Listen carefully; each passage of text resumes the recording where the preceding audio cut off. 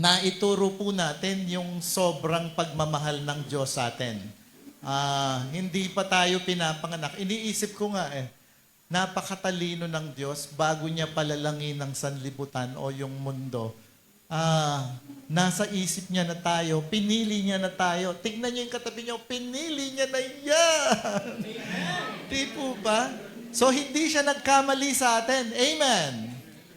Sabi ko, grabe naman ang Diyos na to na sobrang nagmamahal sa atin. So, in response to that great love of our Father, titignan naman po natin ngayon kung paano natin ibalik mahalin ng Diyos. Wala nang question sa pagmamahal ng Diyos. Ngayon sa atin, nire-refine. Patuloy pa tayong tinuturuan ng Diyos para mahalin pa siya ng todo. Amen? So, titignan natin, ang title ng message natin ngayon ay ayaw nang gumalaw. Yung gumalaw. So, pakibasa po nating lahat. Sabay-sabay. 1, 2, 3, go! Ayan, pagsunod kay Kristo or pagsunod sa ating Diyos. Madali siyang sabihin, pero paano natin masusukat? And I believe lahat naman dito totoong nagmamahal sa Panginoon. Amen? Kasi kung hindi natin mahal si Lord, baka sa lamig ng panahon, nanonood na lang tayo ng Netflix. Tama po ba? Pero pinili po nating pumarito para maglaan ng oras, hindi lang para sumamba sa Panginoon, kundi para makatanggap ng kanyang mga salita. So, meron akong pinanood bago ko ginawa tong outline. Nanood muna ako ng preaching ng iba-ibang mga nagtuturo dito about obedience para meron akong konting guide. Although meron na po talaga tayong lesson sa tawag dito sa the way up. At doon makikita po natin na sabi po nung sumulat, at yun ang pinaniniwalaan natin, sabi doon, our obedience to God is the measure of our love to Him. Yung sukat ng pagmamahal natin sa Diyos ay makikita sa pamamagitan ng ating pagsunod sa Kanya. Amen! So, lahat tayo naniniwala na yung pagbabalik natin ng pagmamahal na yon ay makikita na may measure sa ating pagsunod. Sabihin natin sa ating katabi, pagsunod. Okay? Isa sa mga narinig, sabi ni Peter Tanchi, it is costly to follow Jesus. Sobrang mahal, mabigat ang pagsunod kay Jesus. But it is more costly to not follow Him because the consequences or the consequence is that you will not experience His blessings. Nandyan pa po ba kayo? Ano po talaga? Mahal talaga, costly. Malaki ang babayaran natin kung susunod kay Jesus. Pero mas malaki ang babayaran natin kapag hindi tayo sumunod sa Kanya. Kasi yung consequences, hindi natin mararanasan yung blessing dito sa mundo. Tama po ba? So makikita natin, yes, tama naman sinasabi ni Peter Tanchi. Tapos pinagkumpara ko yung sinabi ng Victory at saka nung CCF ni Bishop Peter Tanchi. Sabi nila, ayan, sabi ng CCF, confidence is the highest, obedience pala. Obedience is the highest form of worship.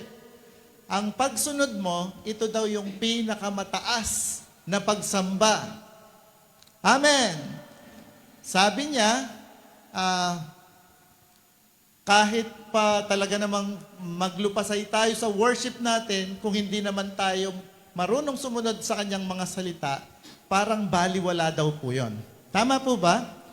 At sa kanila, sa CCF, pagpasok mo pa lang dito dyan sa pinto natin, kapag napasobra nga, pak! Nagugulat tayo. Pagpasok pa lang daw po dyan, ay worship na yon. Nandyan pa po ba kayo? So ako, nung last time, tinuro ko sa mga kabataan, ay huwag niyong gawing sinehan. Bakit? Nung may nagpipreach na, may chichire na, ay, talaga namang, ay, sabi ko, kailan pa naging sinihan ang church? Nandiyan pa po ba kayo? So makikita natin dito, pagpasok pa lang doon, pag upo nyo pa lang daw po yan, kasi pinili nating nasa presensya ng Diyos, sabi nila, pagsamba na yon. Amen! Kasi sumunod tayo eh. Sabi naman ng Victory, 2 years din ako nag-training doon, sabi niya, obedience is the evidence of real faith. Totoo nga naman na yung pagsunod natin, tanda yon na totoo yung pananampalataya natin. Amen? Kasi naniniwala tayo na sinabi ito ng Diyos, kaya sinusunod natin. Amen? Pero tayo, tama lahat yan, tayo sinasabi naman natin, yung ating pagsunod sa Diyos, ito yung sukatan ng ating pagsamba. Nalilito na ba kayo? Dahil lahat yan tama. So makikita natin dito, yes, umupo lang tayo dyan, nakinig tayo, pagsamba po yun. And sa pananiniwala naman ni Peter Tanchi, makikipagkita ka daw sa hari ng mga hari, kaya pag nagsuot siya ng, yung kasuotan nila ay sobrang prepared sila. Amen? Katuruan din sa ibang mga simbahan. Sa August 21 at 22 nga, may pa-seminar ang Cathedral of Praise. Actually, 8,000 seating capacity yon. So, kasi doon, sinasabihan na yung mga miyembro, kapag may tumayo na dito, wala nang pupunta sa CR, wala nang kung saan pupunta, focus na sa pagsamba. Sa kanila, ganun ka, ganun ka talagang seryoso, ganun ka taas ang paggalang nila sa pagsamba, which is tama din naman. Amen? And gusto nating matutunan yon. But anyway, so makikita natin maraming reasons or marami pong katuruan patungkol sa pagsunod. So isa po yan sa makikita sa pamagitan ng ating pagsamba. First, sabi nga natin, kung gaano tayo sumusunod sa Panginoon, ganun din natin siya kamahal. Tama? Sige, tuloy natin. So, meron tayong 3 bagay na titignan patungkol po. Naituro ko na nung last time, ngayon mas bibigyan natin ng liwanag. Have you ever needed to go to a doctor? Halimbawa, napilayan ka, tapos pupunta ka sa doktor. Sasabihin ng doktor sa'yo, naku, kailangan na nating sementuhin yan, yung Portland cement. Portland cement ba yan? Hindi, ikakas na natin yan kasi para gumaling. Anong mangyayari sa'yo kapag hindi ka sumunod? Pwedeng hindi gumaling o baka forever na nakaganon yung mo. Kasi hindi na correct. Tama po ba? Maling pagaling. Kumbaga, titignan natin sa konsepto na ang Diyos para siya yung doktor na alam niya kung anong dapat gawin sa atin at kapag sumunod tayo, iigi tayo. Amen! Kapag sinunod natin yung sinasabi niya, gagaling tayo. Sabihin mo sa iyong katabi, gagaling ka. Tama po ba? So 5 bagay, mabilis lang po itong titignan natin about a doctor. Tignan muna natin Acts chapter 13 verse 32. I think last time na nag-preach ako about obedience, siguro 3 Sundays ago, isa po yan sa verse na pinag-usapan natin. Pakibasa nyo nga pong lahat sabay-sabay. 1, 2, 3, go!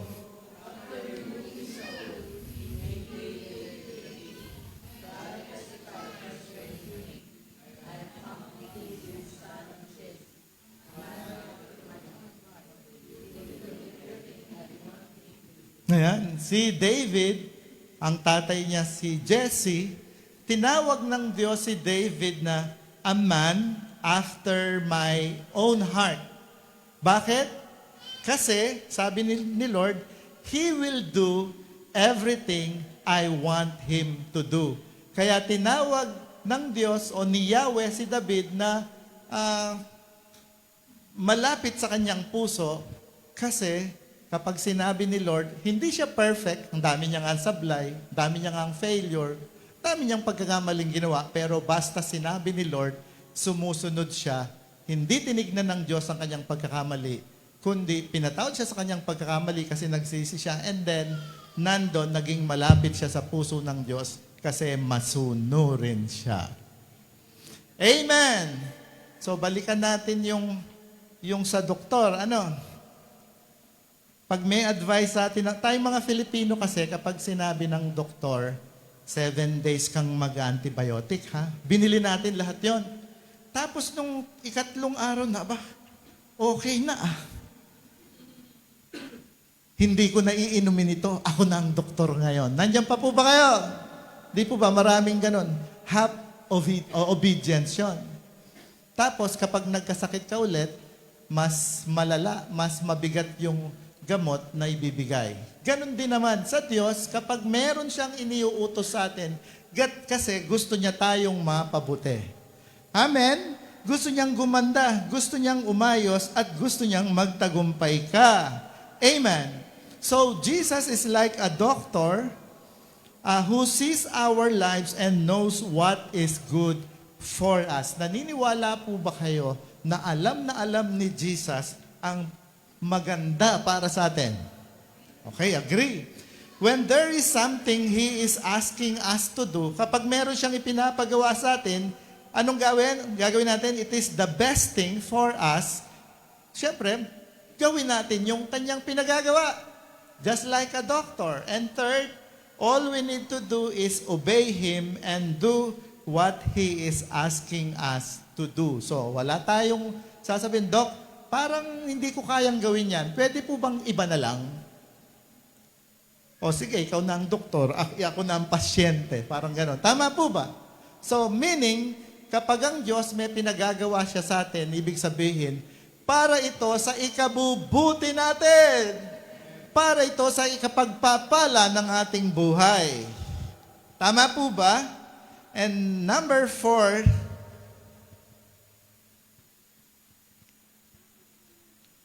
totoo po na ang Diyos, He always knows best whatever is happening in our lives.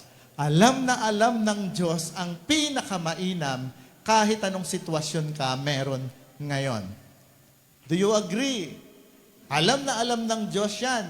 At concerned si Lord sa atin at nais niya talaga na hindi tayo dumaan doon sa wilderness. Kasi yung mga Israelites, dapat 11 days lang yung kanilang journey papunta sa Promised Land. Unang reason, ayaw ni Lord na mapagera agad sila kasi baka hindi sila manampalataya, mawala yung pananampalataya nila kay Lord. Umikot-ikot sila. Pero given 11 days lang, pero inabot sila ng 40 days kasi hindi sila marunong sumunod. Ilang taon pa po nating hahantayin? Nandiyan pa po ba kayo? So, makikita natin siguro hindi umabot ng 40 days o 40 years, rather. Hindi umabot ng 40 years kung sumunod lang agad yung mga Israelita. Okay? And number 5, alam ng Diyos ano po yung mga pinagdaanan natin in the past at alam din po ng Diyos ano yung kakaharapin natin in the future. Totoo po ba yan? Alam niya yung mga pagkakamali natin like David, alam niya yung mga failures natin, alam niya din yung magiging future natin, kaya gusto kanyang i-guide, gusto niyang makinig ka sa kanya at gusto niyang sumunod ka sa kanya kasi para sa ikabubuti natin. Kapag alam natin yung isang Diyos na to, ang Diyos na to na nagmamahal na tunay sa atin, hindi po mahirap sumunod kasi alam nating mahal tayo, tapos makikita natin doon, madali lang palang sumunod kapag alam natin para sa ikabubuti natin. So lahat ng naniniwala dito, para sa ikabubuti niya yung pagsunod, palakpakan natin ang Panginoon. So, unang bagay, klaruhin natin, naituro ko na nung last 2-3 Sundays ata, pero bibigyan natin ng mas malinaw na illustration or paliwanag. Okay? Ayan. First, pakibasa nga natin, obedience is better than faith. May verse dyan. Ang pananampalataya, ang pagsunod ay mas mainam. Ibig sabihin, mainam ang pananampalataya, lahat tayo meron na, pero mas mainam ang pagsunod. Amen? Halimbawa, merong isang bata, binigyan ng kanyang nanay ng isang napakasarap na banana chocolate moist chocolate cake habang naglalaro siya. At sabi ng kanyang nanay, pagkatapos mong kumain dyan, ligpitin mo yung pinagkainan mo, tapos ayusin mo yung mga laruan mo. Tapos sumagot yung bata, sige nay, ikumbinsihin muna ako na kailangan kong linisin yan at iligpit yan bago ako sumunod sa'yo. Kailangan mapaniwala muna ako bago ko, na kailangan kong linisin ng lamesa. Matutuwa kaya si nanay? Ha? So makikita natin, sabi niya, I don't believe I need to be clean. I need to be cleared. Or it needs to be cleared. If you can convince me it does, then maybe I'll do it. Is your mom going to be very impressed with the answer or she wants to obey? Alin ang gusto nang makita ng nanay mo doon? Ha? Lilinisin yung pinagkainan, tapos na. Sumunod. Alam niyo po ba, ganyan din ang sinabi ng mga alagad. Paliwanag muna natin konti yung kwento ito para mas makuha natin. Sometimes, gusto natin na bago tayo sumunod, kailangan kumbinsihin muna tayo ni Lord na, i-convince muna tayo ni Lord na maganda yung pinagagawa sa atin. Hello? Meron pa po bang tao? Tignan natin yung story ng mga alagad. Later. Okay? Bumalik.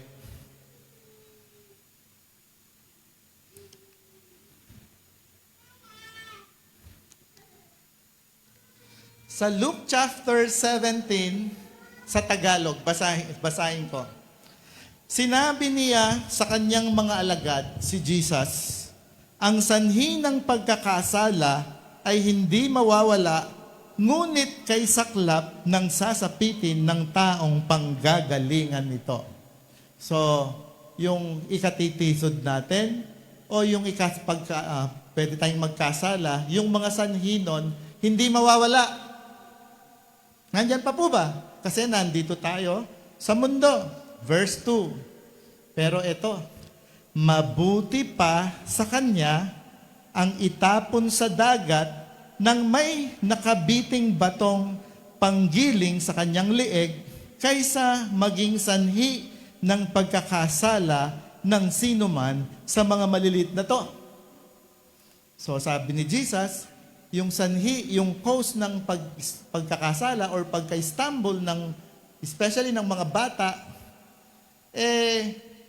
mas, malala. Kailangan, lagyan ng gilingang bato sa lieg, tapos itapon sa dagat. Naging cause ng pagkakasala ng iba.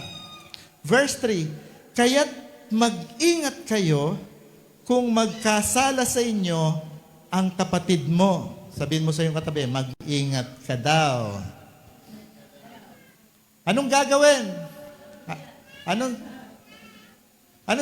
sabi ni Jesus? Hindi, sawayin mo siya. Ayan, kapatid mo, sawayin mo siya. At kung siya'y magsisi, patawarin mo siya. Di pag hindi siya nagsisi, bahala ka kung ayaw mong patawarin. Kasi sabi dito, pag nagsisi, patawarin mo siya. Okay? Verse 4, eto pa matindi. Kung, nagsorry, kung 7 ulit siyang magkasala sa inyo sa isang araw at 7 ulit siyang lumapit sa iyo nang nagsasabing, sumobra na yon. Nagsisisi ako. Patawarin mo siya. Ilan daw? 7 lang dito. Anong sinagot ng mga alagad? Dagdagan niyo po yung aming pananampalataya. Increase our faith. Kagaya nung isang nanay na inutusan yung kanyang anak, parang sinasabi, sige Lord, kumbinsihin muna kami na totoo yan bago kami sumunod. Siyempre, pag may belief ka na doon sa kanyang utos, susunod ka. Anong ina-expect ni Jesus? Ang ina-expect niya, sumunod lang. Kasi yung story sunod-sunod doon, pinakita doon, kagaya ng isang master, kapag sinabi ng master sa kanyang alipin, wala siyang ibang gagawin kundi sumunod lang. So, hindi mo kailangan ng faith sa pagsunod. Ang kailangan mo lang, kung may faith ka, susunod ka agad. Meron pa po ba akong kausap? Sabi doon, hindi sinabing sinliit ng mustasa. Sinabi, kung meron kayong sinlaki ng butil, kung meron kayong pananampalataya na sinlaki ng butil ng mustasa, gaano ba kalaki? So, maliit yan. Pero ang ginamit, sinlaki. Importante yon, hindi sinliit. So, hindi niya tinutukoy na maliit yung faith. Ang tinutukoy niya doon, yung sinlaki. So, ganun lang kalaki, portion lang para sa Diyos, enough na yon para magkaroon ng himala sa ating buhay. Amen? Yung mustasa, malaki. Nagiging puno daw. So, anong point ngayon? Hindi pala natin kailangang ng maraming pananampalataya. Enough na yung pananampalataya mo. Ang kailangan lang natin, sumunod. Amen. Sabihin mo sa iyong katabi, pagsunod.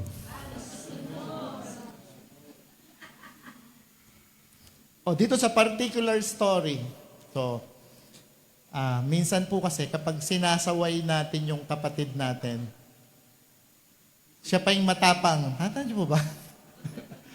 Tapang mo. So, mag-aaway kayo. Di 7 beses kayo mag-aaway. Amen? Hindi. Ang point dito,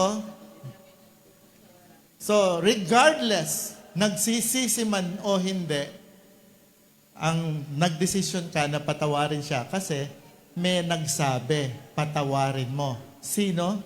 Si Lord. Meron pa po ba akong kausap? Sa Bible, sa Old Testament, ang tithes ay nung una, wala sa batas yun kasi minimum requirement, yun yung normal. Kahit wala sa command, pag nagbigay sila kay Lord, yun talaga yung minimum requirement. Ayan, yung minimum.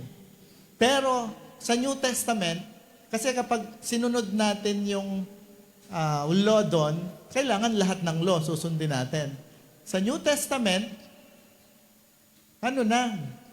generous giving, grace giving. Dahil lahat ng meron ka kay Lord, kapag sinabi ni Lord, kagaya na doon sa mayaman na binata, kung gusto mong sumunod sa akin, benta mo yung kayamanan mo, yung tama ba? Kalahati, pamigay mo sa mga dukha. So, ganun po sa New Testament, mas mabigat. Pero, makikita po natin, walang kaherap-herap. Walang kaerap-erap yon. Kasi, merong Diyos na pinagmulan lahat na nun at nagmamahal sa atin. Palakpakan naman po natin ang Panginoon. Sabihin mo sa iyong katabi, kung hindi mo kailangan ng faith para magpatawad. Sige. Lord kasi nakape 7 times na siya sa maghapon Ano sabi? Patawarin mo pa rin. Si Luke, yung tatlo pang nagsulat, meron bang time 17 sinabi? Tama po ba?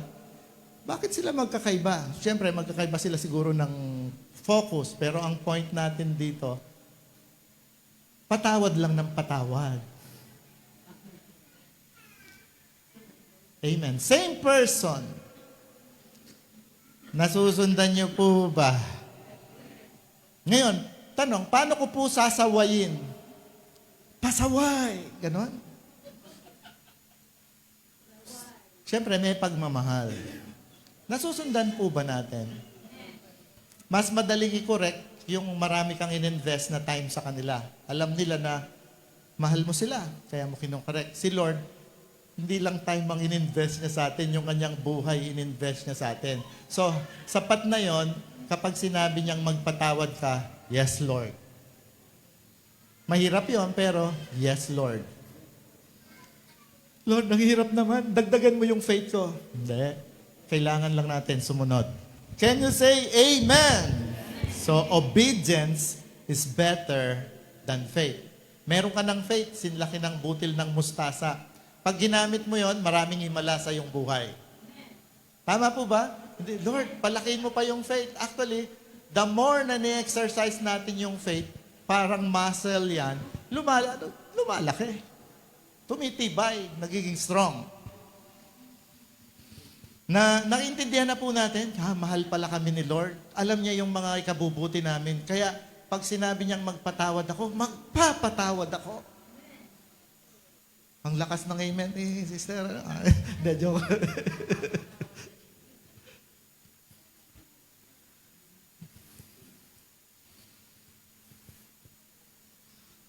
When Jesus is asking us to do something, we don't need more faith.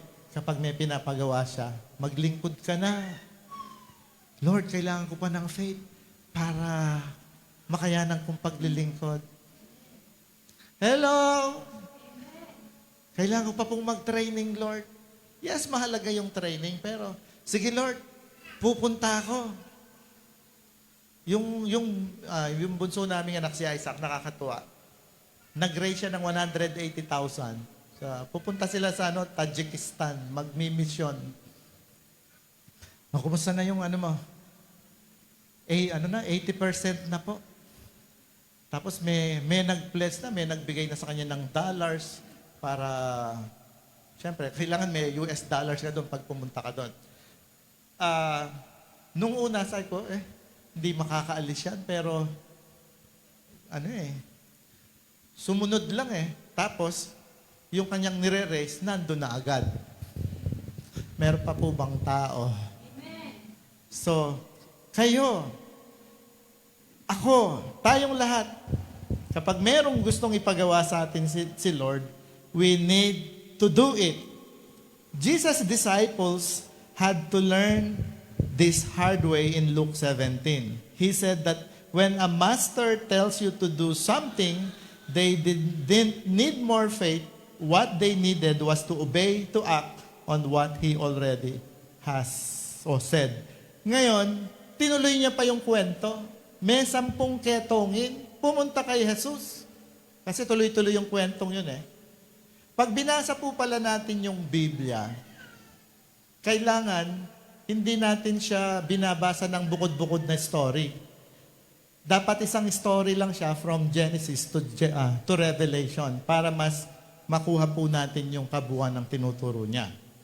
Inutusan niya yung kanyang, lumapit sa kanyang 10 ketongin, sabi niya, sige, pumunta kayo sa mga, Pharisees ba? Pakita kayo sa Pharisees. Kung ako yon, magpapagamot sa kanya, Lord, bakit po ba? Di mo, pag-pray niyo muna kami bago kami pumunta doon. Sila, yung mga ketongin, dahil sinabi ni Jesus, hindi sila nakipag-argue pa. Antimano, ganun po ba? Sige, punta kami. Pagkatapos habang lumalakad na sila, lahat sila'y gumaling. Yung isa sabi niya, huy, magaling na ako, bumalik. Tapos nagpasalamat kay Lord. Yung mga naputol na may bonus siya Sabi ng Bible, he became whole again. Naging buo na siya. So makikita natin doon, walang question, sumunod lang. Amen po ba? Meron po bang pinagagawa si Lord sa inyo? Sumunod. Ano pong pinagagawa ni Lord sa inyo? Sumunod. Hindi, challenge po yun sa atin. Okay? Ito naman, maganda. Mas maintindihan natin. Obedience is better than sacrifice. Merong isang tatay, sabi niya sa kanyang anak, "Nak, i-car wash mo yung sasakyan natin." Sabi ng anak, "Yes po, tatay." Tinamad yung anak, yung ano na lang, yung hood na lang ang linisin ko. Tapos sabi niya, para hindi magalit si tatay, bibigyan ko siya nung paborito niya. Gagawin kong regalo.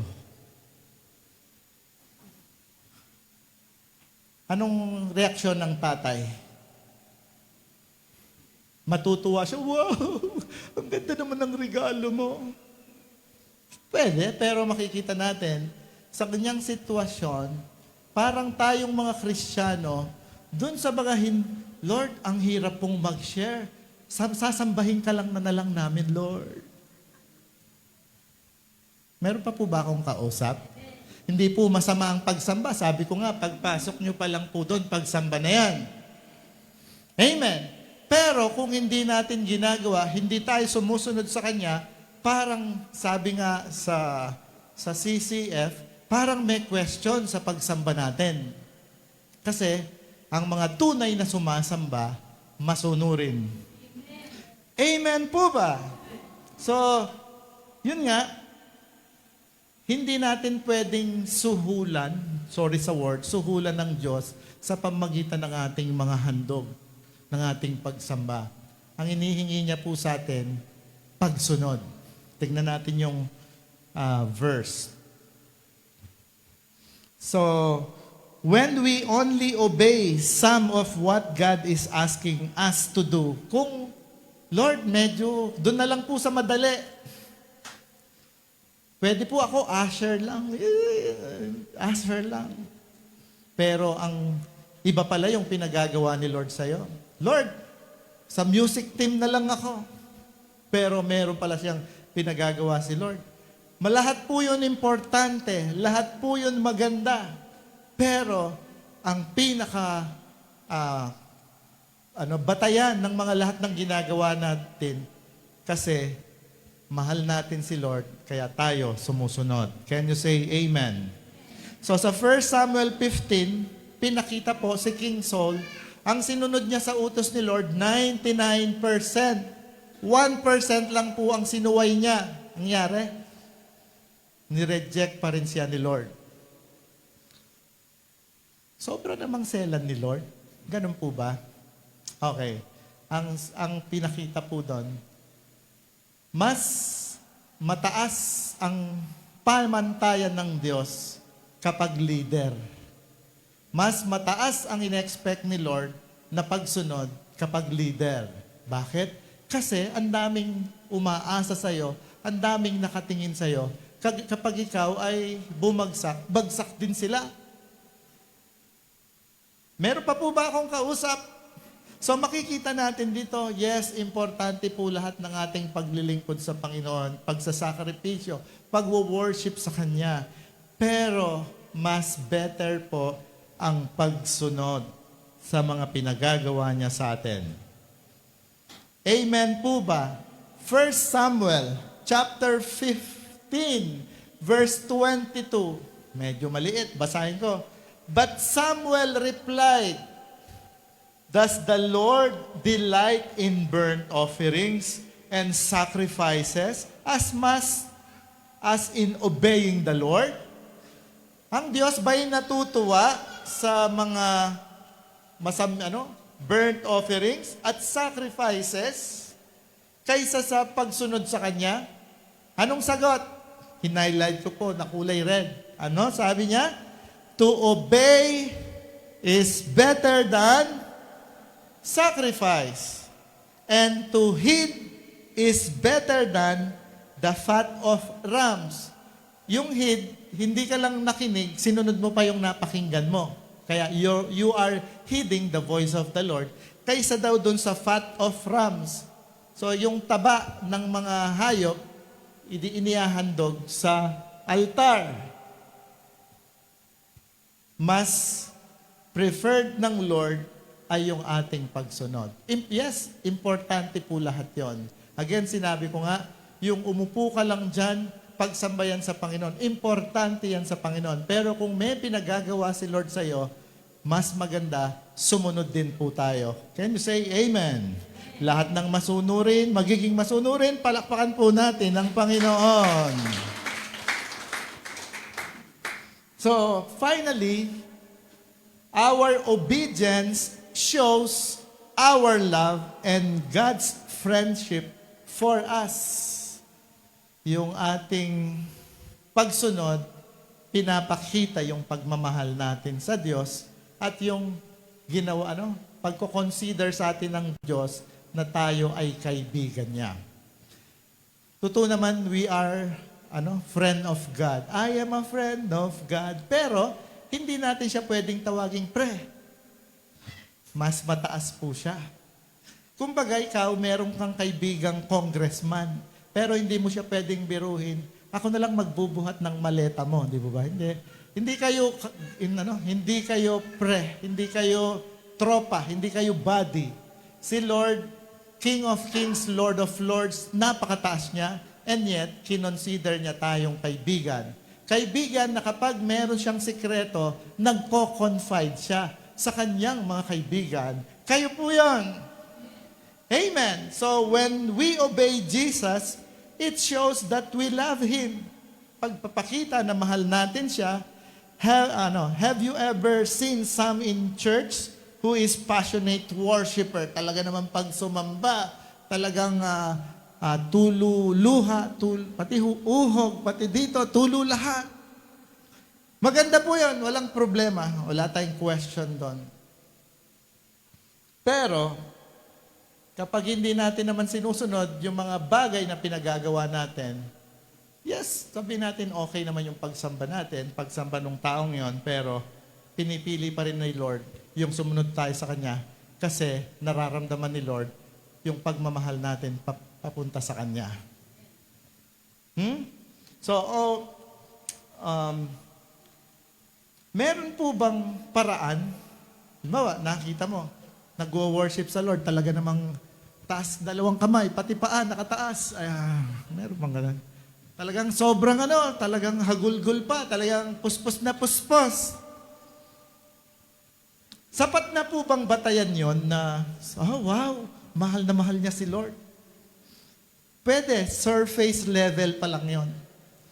Panlabas, pero hindi natin kita yung puso. Makikita agad natin na sobrang mahal niya ang Diyos kapag marunong siya palaging sumunod sa Panginoon, sa mga pinagagawa niya sa Kanya. Kaya nga meron tayong listening prayer. Lord, ano po bang gusto mong gawin ko ngayon? Meron po akong sitwasyon na to. Ano pong kayang pwede mong ipayo sa akin? Amen po ba? So, konti na lang po nito. So, ma-measure natin, the answer is yes, we can measure our love for God is through our pagsunod or obedience to Him. Amen. Saan man pong larangan, saan man pong sitwasyon.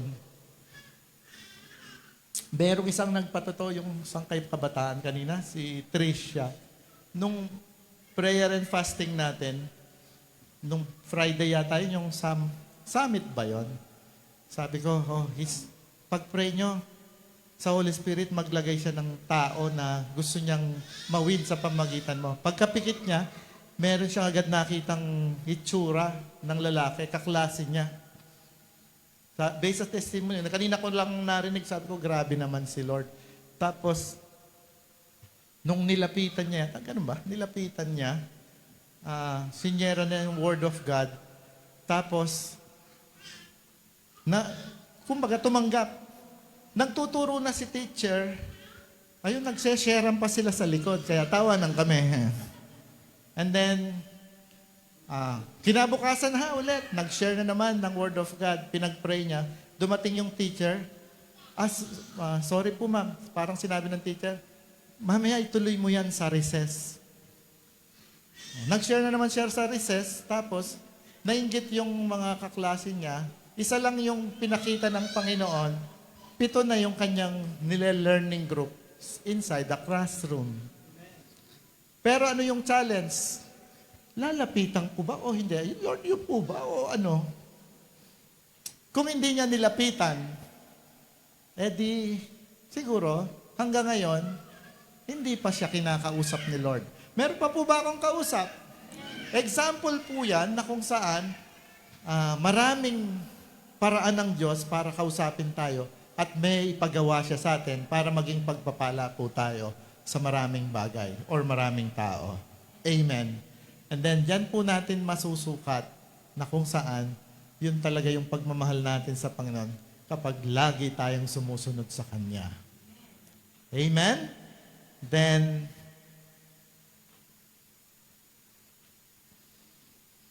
when we obey, we can experience God's friendship and love for us. Eto na po. Kapag sumusunod tayo sa kanyang mga instruction, then doon na natin mararanasan yung mga blessings, yung mga instruction niya, doon na natin mararanasan na kaibigan natin siya, tapos may papakita o i-reveal siya sa atin ng mga bagay na hindi naman natin alam noon at nandun nagiging malinaw sa atin.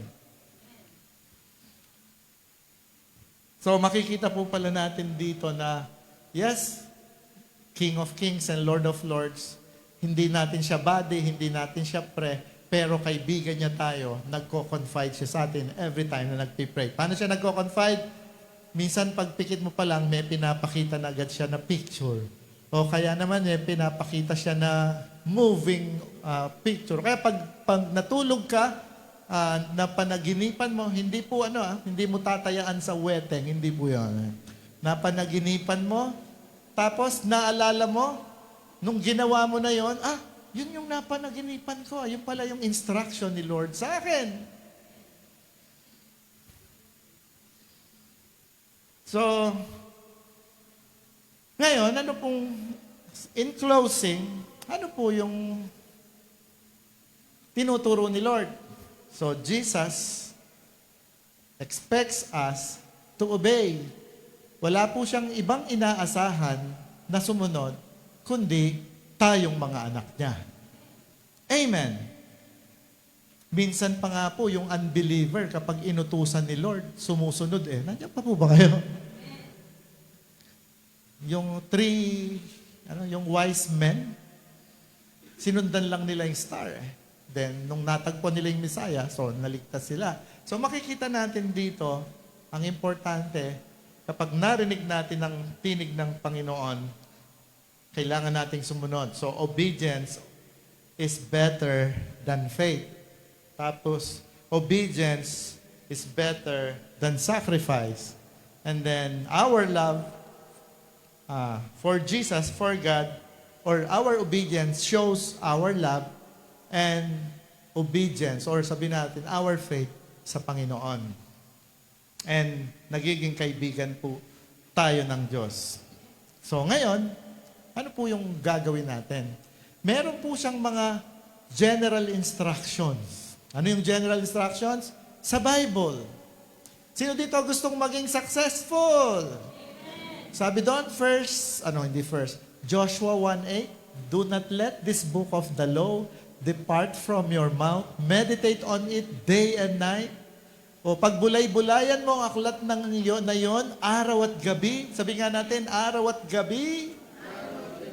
General instruction po yon. Kailangan po ng meditation, abiding in Christ. Tapos, yung listening prayer. Di po ba ang prayer ay communion, communication? Magsasalita ka, magsasalita din si Lord.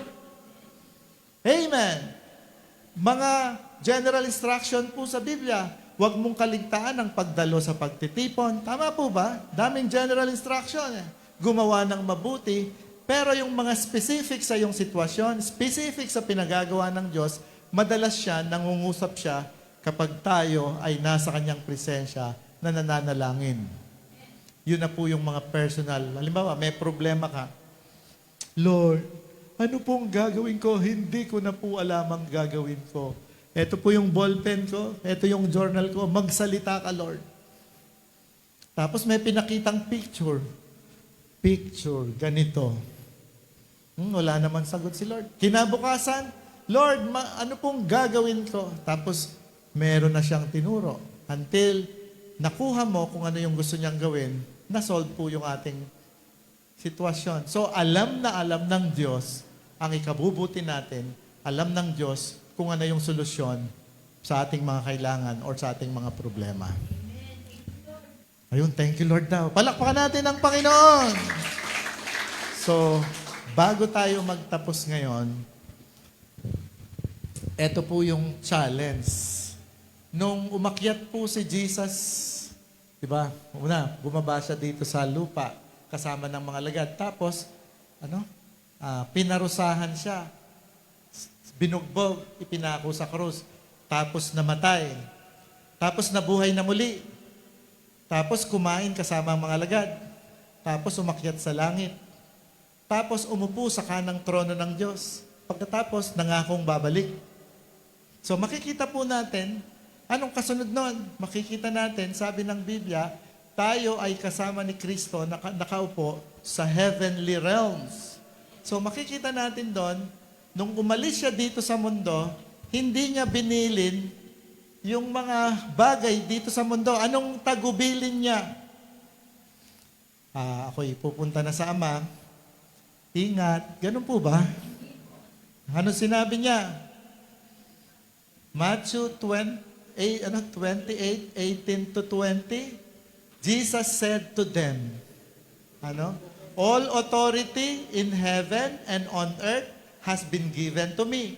Tapos ibinabigay niya sa so go therefore and make disciples of all nations, baptizing them in the name of the Father and of the Son and of the Holy Spirit, and I am with you always to the end of the earth. Kung gusto mong palaging makasama si Lord, gawin po natin yung Great Commission. Gawin po natin yung kanyang mga iniuutos sa atin na magbahagi ng mabuting balita. Amen. So siguro kapag nag-pray tayo, Lord, pakita nyo nga po, sino po kaya ang gusto nyong maligtas? Ipapakita niya rin siguro, kagaya po ng testimony ganon. Kasi ang Diyos po natin naman ay hindi nagtatangi. Lahat kinakausap niya.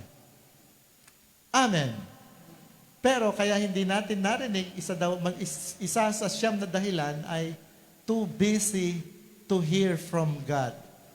Lord, masyado kaming busy. Mamaya na lang. Hello? So, kailangan po talaga kumuha tayo ng instruction sa Panginoon. Sino dito nagmamahal sa Diyos? Amen. So, patunayan daw po natin sa ating pagsunod. Sumandali po tayong tumungo. Tayo po'y manalangin.